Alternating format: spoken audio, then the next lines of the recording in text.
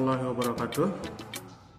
Anak-anakku sekalian, pada kesempatan kali ini kita akan membahas tentang teks cerita pendek, yang dalam hal ini kita fokus kepada pengertian dan ciri-ciri dari cerita pendek. Nah, secara umum pengertian cerita pendek, jadi cerita pendek ini adalah sebuah karya sastra atau salah satu karya sastra yang bersifat fiktif dengan mengisahkan tentang suatu permasalahan yang dialami oleh seorang tokoh secara ringkas, mulai dari pengenalan sampai pada akhir dari permasalahan yang dialami oleh tokoh. Jadi pada umumnya karangan pendek yang mengisahkan seorang tokoh dengan sebuah masalah beserta penyelesaiannya. Kemudian ciri-cirinya, yang pertama adalah memiliki jumlah kata tidak lebih dari 10.000 kata. Jadi tidak ada aturan pasti memang, namun pada umumnya cerpen tidak boleh lebih dari 10.000 kata. Hal ini kemudian banyak diakui sebagai salah satu karakteristik dari sebuah cerpen. Artinya sebuah cerpen harus memiliki jumlah kata di bawah 10.000 kata. Ya, walaupun tidak ada memang aturan yang mengharuskan hal tersebut. Jadi yang pertama, memiliki jumlah kata tidak lebih dari 10.000 kata. Yang kedua, memiliki proporsi penulisan yang lebih singkat dibandingkan dengan novel. Nah, jadi dalam penulisannya tentunya lebih singkat karena memang cerita pendek itu, karena sesuai dengan namanya cerpen, jadi memiliki penulisan yang singkat dan sederhana, ya. Jadi sederhana, tidak seperti pada novel. Ini merupakan ciri khas dari cerpen. Kemudian yang ketiga, isi cerita biasanya menggambarkan tentang kehidupan sehari-hari. Ceritanya secara umum, isi cerpen ini biasanya menceritakan tentang bagaimana kehidupan sehari-hari.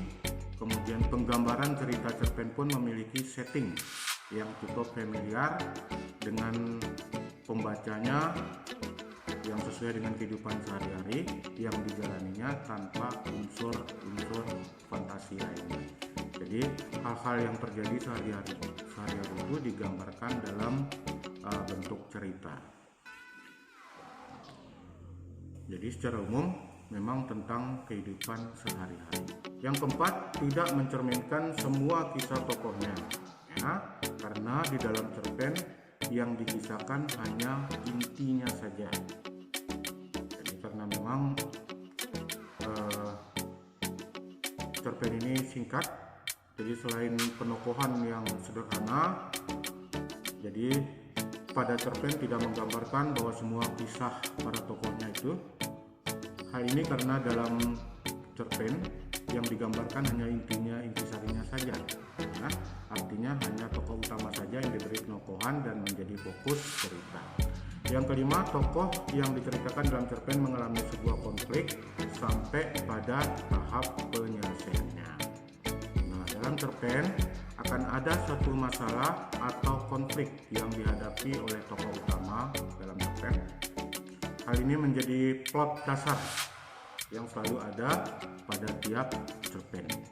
Selain itu juga di bagian akhir akan dijelaskan tahap penyelesaiannya, bagaimana cara menyelesaikan masalah atau konflik yang terjadi pada sang tokoh. Yang keenam, pemilihan katanya sederhana sehingga memudahkan para pembacanya untuk memahaminya. Jadi sebagai salah satu ciri dari cerita pendek adalah penggunaan kata yang sederhana dan ekonomis. Hal ini berbeda tentunya dengan kata pada puisi yang cenderung menonjolkan diksi dan estetika.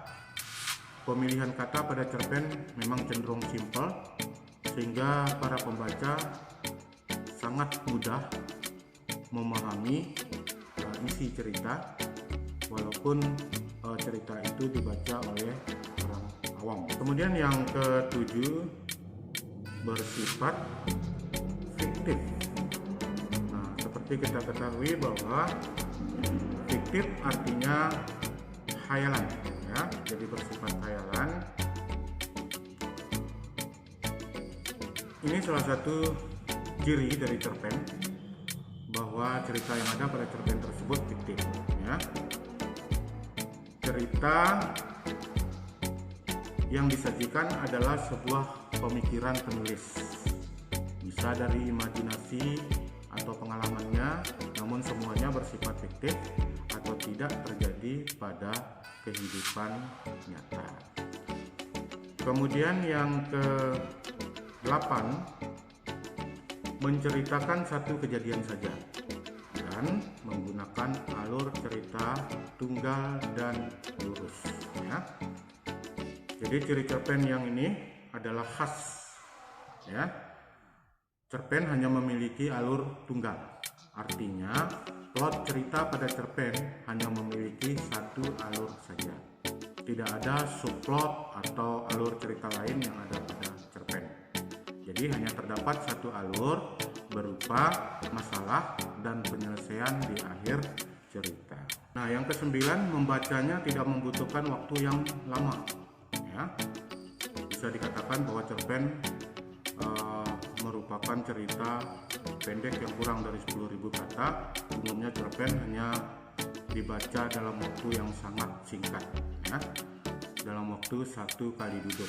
Dengan kata lain, tidak membutuhkan waktu lama untuk membaca keseluruhan isi cerita cerpen seperti novel. Cerpen dapat selesai dibaca dengan sekali duduk. Kemudian yang ke-10, memberikan pesan